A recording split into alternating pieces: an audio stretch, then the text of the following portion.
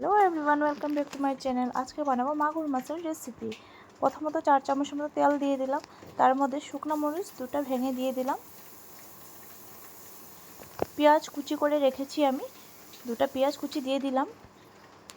একটু ভাজি হয়ে গেলে নাড়াচাড়া করে একটু জল নিয়েছি, হলুদ নিয়েছি, নুন নিয়েছি, মিক্সড করে আমরা ওই পেঁয়াজ কুচির মধ্যে ছেড়ে দেব।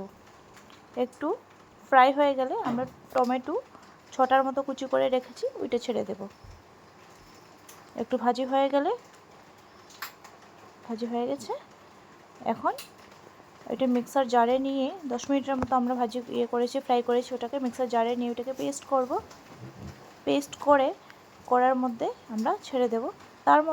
তার মধ্যে আমরা 2 কাপের মতো জল মিক্সড করে মাগুর মাছগুলি ছেড়ে দেব। তারপর কাঁচামরিচের কুচি করা ছিল ওটা ছেড়ে দিলাম। ধনেপাতা অল্প আমরা দিয়ে দেব ওটার মধ্যে।